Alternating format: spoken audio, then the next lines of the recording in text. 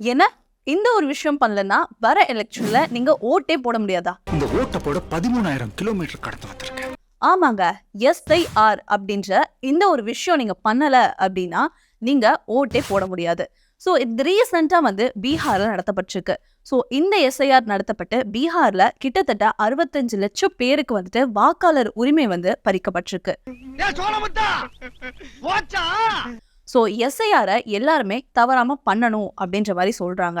So இந்த SIRனா என்ன, இது எதுக்கு பண்றாங்க, இத்தனை வருஷமா இது இல்லையே அப்படின்னு நிறைய டவுட்ஸ் இருக்கும். ஐயா நீங்க என்னென்னமோ பேசுறீங்க, எனக்கு ஒரே குழப்பமா இருக்கு. ஸோ அதை பத்தி தான் இந்த வீடியோல டீட்டெயிலாக பார்க்க போறோம். ஸோ இது உங்க பயோஸ்கோப் ஆர் நான் உங்க வைஷு. ஸோ இந்த SIR அப்படின்னா என்னன்னு பார்த்துடலாம். SIR அப்படின்னா ஸ்பெஷல் இன்டென்சிவ் ரிவிஷன். ஸோ இது எதுக்கு நடத்தப்படுது அப்படின்ற மாதிரி டவுட் நிறைய பேருக்கு இருக்கும். வாக்காளர் சுருக்க திருத்த நடவடிக்கை எடுக்கப்படுறதுக்கு தான் இந்த ஒரு விஷயம் வந்து நடக்கப்படுது. அது மட்டும் இல்லாம பிழைகள் எல்லாம் நீக்கி நீங்க ஓட்டு போடுறதுக்கு எலிஜிபிளா, அதாவது உங்களுக்கு ஓட்டு போடுறதுக்கான தகுதி இருக்கா அப்படின்றதையுமே இந்த SIR மூலமா நம்மளுக்கு தெரியப்படுத்துவாங்க. இந்த ஒரு SIR தமிழ்நாட்டுல மட்டும் இல்லாம கிட்டத்தட்ட 12 ஸ்டேட்ஸ்ல வந்து நடக்க போகுது. இதுக்காக 77,000 பேர் வந்துட்டு வேலை பார்த்துட்டு இருக்காங்க. ரீசெண்டா தான் அவங்க ட்ரைனிங் முடிச்சுட்டு வந்தாங்க. இதான் நான் கண்டுபிடிச்சது. ஜப்பான்கார என்னென்னமோ கண்டுபிடிக்கிறா, நான் எதை கண்டுபிடிச்சிட்டு வந்துக்குது பாரு. சோ இது ஏன் நடக்குது அப்படின்ற மாதிரி டவுட்ஸ் வந்து நிறைய பேருக்கு இருக்கு. ஒரே குழப்பமா இருக்கடா அம்மாவாசை. கிட்டத்தட்ட 21 வருஷத்துக்கு முன்னாடி இது வந்து நடக்கப்பட்டிருக்கு. அதுக்கப்புறம் 2025, அதாவது இப்பதான் நடக்குது. அப்போ எப்போ நடத்திருக்காங்க அப்படின்னு பாத்துக்கிட்டீங்கன்னா 1851ல இருந்து 2004 வரைக்கும் நடத்திருக்காங்க. அந்த வருஷத்துக்குள்ள கிட்டத்தட்ட 8 முறை வந்து இந்த SIR வந்து நடக்கப்பட்டிருக்கு. சோ இது ஏன் நடக்குது அப்படின்னு பாத்துக்கிட்டீங்கன்னா 2004ல இருந்துட்டு இப்போ வரைக்கும் SIR நடக்கவே இல்லை.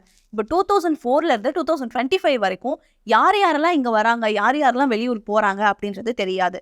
சில பேர் வந்துட்டு ஃபாரின்ல இருந்து இங்க வந்துட்டு போலி டாக்குமெண்ட்ஸ் மூலமா வாக்காளர் பட்டியல்ல பேர் கொடுத்துருவாங்க. அதுவும் இல்லாம அவங்க ஓட்டு போடுறதுக்கான வாய்ப்பு இருக்கு. சோ இதெல்லாம் கண்டுபிடிச்சு ரிமூவ் பண்றதுக்கு தான் இந்த ஒரு SIR அப்பப்போ நடக்கப்படுது. அதே மாதிரிதான் இந்த வருஷமும் இந்த SIR நடக்கப்படுறதா சொல்றாங்க.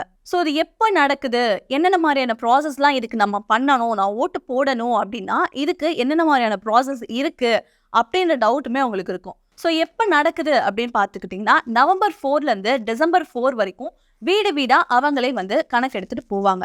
அதுக்கப்புறம் 9th டிசம்பர் வந்துட்டு இதோட லிஸ்ட் வந்து, அதாவது நவம்பர் 4ல இருந்து டிசம்பர் 4 வரைக்கும் எடுத்த கணக்கோட லிஸ்ட் வந்து வெளியிடுவாங்க. ஸோ அதுக்கப்புறம் 9 டிசம்பர்ல இருந்து ஜான் 8 வரைக்கும் உங்களோட பேர்ல வந்து ஏதாவது மாற்றம் இருந்தாலும், உங்களோட பேர் வந்து வாக்காளர் பட்டியல இல்லைனாலும் நீங்க வந்துட்டு அதை போய் கோரிக்கையா வைக்கலாம். அதுக்கப்புறம் அதாவது டிசம்பர் 9ல இருந்து ஜான்வரி 8 வரைக்கும் உங்களோட பேர்ல, அதாவது உங்களோட பேர் வந்துட்டு அந்த வாக்காளர் பட்டியல வரல அப்படின்னா நீங்க அதை வந்து தெரிவிக்கலாம். அதை நீங்க சேர்க்கறதுக்கு முயற்சியும் செய்யலாம். நீங்க சொன்னதுக்கு அப்புறம் 9 டிசம்பர்ல இருந்து 31 ஜான்வரி வரைக்கும் அதெல்லாம் திருப்பியும் வந்து விசாரிச்சு அதை திருப்பியும் சரி பண்ணுவாங்க. இந்த எல்லா ப்ராசஸுமே முடிஞ்சதுக்கு அப்புறம் February 7 வந்துட்டு ஃபைனல் லிஸ்ட்டை வந்து இது பண்ணுவாங்க. ஸோ ஃபைனல் லிஸ்ட் கொடுத்துட்டாங்களே, இதுக்கப்புறம் மாற்ற முடியுமா அப்படின்ற மாதிரி நிறைய பேர் யோசிப்பீங்க. ஃபைனல் லிஸ்ட் கொடுத்தாலுமே சில வழிகள் வந்து அதை மாத்துறதுக்கு இருக்கு. ஸோ அதை வந்து நம்ம பின்னாடி பார்க்கலாம். ஸோ இந்த SIR ப்ராசஸ் எப்படி நடக்கும், அதாவது நம்ம வீடு வீடா வந்து நம்ம வந்து கணக்கு எடுப்பாங்க அப்படின்ற மாதிரி சொல்றாங்க. ஸோ என்னென்ன மாதிரியான டாக்குமெண்ட்ஸ்லாம் நம்ம வச்சுக்கணும், நம்ம அதை எப்படி ஃபில் பண்ணணும் அப்படின்றத இப்போ டீட்டெயிலாக பார்க்கலாம். ஸோ வீடு வீடா வந்து கணக்கு எடுக்கும்போது பூத் லெவல் ஆஃபீஸர் BLO அப்படின்ற மாதிரி ஒருத்தவங்க வந்து உங்க வீட்டுக்கு வந்து கணக்கெடுப்பாங்க. சோ அவங்க வந்து ஒரு ஃபார்ம் கொடுப்பாங்க. அந்த ஃபார்ம் பேரு எனுமரேஷன் ஃபார்ம். சோ அந்த ஃபார்ம்ல என்னென்ன மாதிரியான விஷயங்கள்லாம் இருக்கும், அதுக்கு நம்ம டாக்குமெண்ட்ஸ் வந்து சப்மிட் பண்ணணுமா அப்படின்றத பார்க்கலாம்.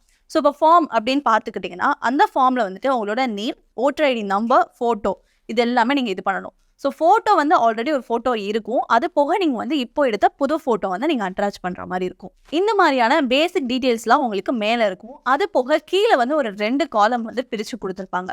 அதில் லெஃப்ட் சைடு இருக்க காலம் என்ன அப்படின்னு பார்த்துக்கிட்டிங்கன்னா கடைசியாக நடந்த SIRல நம்ம பேர் இருந்துச்சா, அந்த SIRல நம்மளோட டீட்டெயில்ஸ் என்னென்னலாம் இருக்கும் அப்படின்றத நீங்கள் ஃபில் பண்ணுற மாதிரி இருக்கும். அதாவது உங்களோட நேம், உங்களோட ஐடி நம்பர், அப்புறம் உங்களோட ஸ்டேட்டு, அதுவும் இல்லாமல் உங்களோட ரிலேட்டிவ், அதாவது கடைசியாக நடந்த SIRல உங்களோட ரிலேட்டிவ் டீட்டெயில்ஸை வந்து அங்கே கொடுக்குற மாதிரி இருக்கும். ஸோ அப்படியே ரைட் சைட் பார்த்துக்கிட்டீங்க அப்படின்னா உங்களோட, அதாவது நீங்கள் வந்துட்டு கடைசி நடந்த SIRல இல்லை, அதாவது நான் லாஸ்ட் எஸ்ஐஆர் நடக்கும்போது என்னோட பேர் இல்லை, இல்லை நீங்கள் சின்ன பிள்ளையா இருக்கீங்க, அதாவது இப்போதான், அதாவது 2004க்கு அப்புறம் தான் நான் ஓட்டர் ஐடியை எடுத்தேன் அப்படின்ற மாதிரி இருந்துச்சு அப்படின்னா நீங்கள் வந்து எஸ்ஐஆரில் வந்து இன்வால்வ் ஆயிருக்க மாட்டீங்க. ஸோ அப்போ என்ன பண்ணணும்னா நீங்கள் வந்து ரைட் சைடில் இருக்க காலமாக ஃபில் பண்ணுற மாதிரி இருக்கும். அதாவது உங்களோட ரிலேட்டிவோட லாஸ்ட் நடந்த எஸ்ஐஆர் டீடைல்ஸ் வந்து நீங்கள் ஃபில் பண்ணுற மாதிரி இருக்கும். ஸோ இந்த எஸ்ஐஆருக்கு என்னென்ன மாதிரியான டாக்குமெண்ட்ஸ்லாம் நம்ம சப்மிட் பண்ணணும் அப்படின்னு நீங்கள் கேட்பீங்க. ஸோ ஆல்ரெடி என் பேர் வந்து இருந்திருக்கு, ஆல்ரெடி எஸ்ஐஆர் நடந்திருக்கு, அதாவது லெஃப்ட் சைடில் உள்ள காலம் ஃபில் பண்ணீங்கல்ல, அவங்களுக்கு வந்து எந்த டாக்குமெண்ட்ஸும் தேவையில்லை. ஆனால் ரைட் சைடில் நான் இப்போ தான் புதுசாக பண்ணுறேன், எஸ்ஐஆரில் ஃபஸ்ட் டைம் இன்வால்வ் ஆகுறேன் அப்படின்னா நீங்கள் கண்டிப்பாக சில டாக்குமெண்ட்ஸ் வந்து சப்மிட் பண்ண வேண்டியது இருக்கும். ஸோ அதை நான் எப்படி கண்டுபிடிக்கிறது, அதாவது என் ரிலேட்டிவ் வந்துட்டு ஆல்ரெடி எஸ்ஐஆர் பண்ணியிருக்காங்களா, இல்லை என் பேர் எஸ்ஐஆரில் இருக்கா அப்படின்றதெல்லாம் நான் எப்படி கண்டுபிடிக்கிறது? கிட்டத்தட்ட 21 வருஷத்துக்கு முன்னாடி நடந்துச்சு. ஸோ இதை எப்படி கண்டுபிடிக்கிறது அப்படின்ற மாதிரி நிறைய பேர் யோசிப்பீங்க.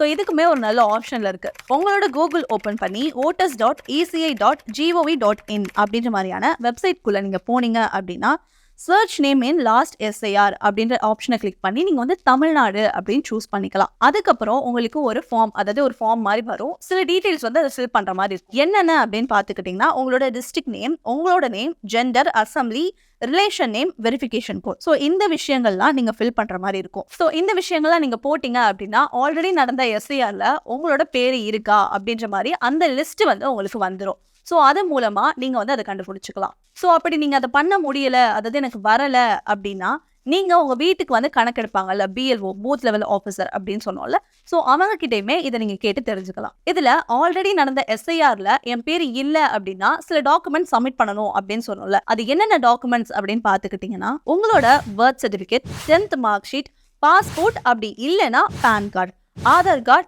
ரேஷன் கார்டு, எலக்ட்ரிசிட்டி பில், அதாவது இதெல்லாம் வந்துட்டு ப்ரூஃப் ஆஃப் அட்ரஸ்க்கு, அப்படி இல்லைன்னா driving licence, bank passbook with address, இது எல்லாமே நீங்க சப்மிட் பண்ற மாதிரி இருக்கும். அதாவது புதுசா எஸ்ஐஆர்ல நீங்க பதிவு பண்றீங்க அப்படின்னா இந்த மாதிரியான டாக்குமெண்ட்ஸ் எல்லாமே நீங்க சப்மிட் பண்ற மாதிரி இருக்கும். ஸோ இந்த ப்ராசஸ், அதாவது உங்களோட எனுமரேஷன் ப்ராசஸ் வந்து உங்க பிஎல்ஓ வந்து உங்களுக்கு முடிச்சு தருவாங்கல்ல, அதுக்கப்புறம் உங்களுக்கு ஒரு ஃபார்ம், அதாவது அத்தாச்சிக்கு அவங்க ஒரு ஃபார்மும் உங்களுக்கு ஒரு ஃபார்மும் கொடுத்துருவாங்க. ஸோ இந்த பிஎல்ஓ வந்து என் வீட்டுக்கு வரல, அதாவது நான் வீட்டை விட்டு வெளியே போயிட்டேன், நான் எப்போ அந்த பிஎல்ஓ வாங்குறது, அதாவது எப்போ பிஎல்ஓ பாக்குறது, அவங்க எப்போ வந்து எனுமரேஷன் ஃபார்ம் கொடுப்பாங்க அப்படின்ற மாதிரி இருப்பீங்க. கண்டிப்பா 3 தடவையாவது பிஎல்ஓ வந்து உங்க வீட்டுக்கு வரணும் அப்படின்றது தான் ரூல்ஸ். ஸோ அவங்க வரவே இல்லை அப்படின்னா பிஎல்ஏ பூத் லெவல் ஏஜென்ட் அப்படின்ற மாதிரி ஒருத்தவங்க இருப்பாங்க.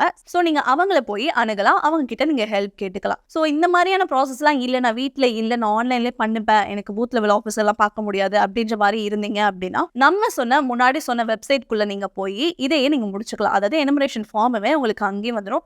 ஸோ எஸ்ஐஆர் ப்ராசஸையுமே நீங்கள் அங்கேயே பண்ணிக்கலாம். ஸோ இந்த எல்லா ப்ராசஸுமே முடிஞ்சதுக்கப்புறம் டிசம்பர் 9ஆம் தேதி ஒரு லிஸ்ட்டை வந்து நம்மளுக்கு வந்து ரிலீஸ் பண்ணுவாங்க. அப்படி அதில் உங்கள் பேர் இல்லை அப்படின்னா நீங்கள் இஆர்ஓ எலக்ட்ரோ ரெஜிஸ்ட்ரேஷன் ஆஃபீஸ், அந்த ஆஃபீஸ்க்கு போயிட்டு நீங்கள் கம்ப்ளைண்ட் ரைஸ் பண்ணலாம். அதாவது என் பேர் இல்லை, என் பேர் நீங்கள் உங்கள் பேர் வர்றதுக்கு என்ன காரணம் அப்படின்ற மாதிரி நீங்கள் அங்கே தெரிஞ்சுக்கலாம்.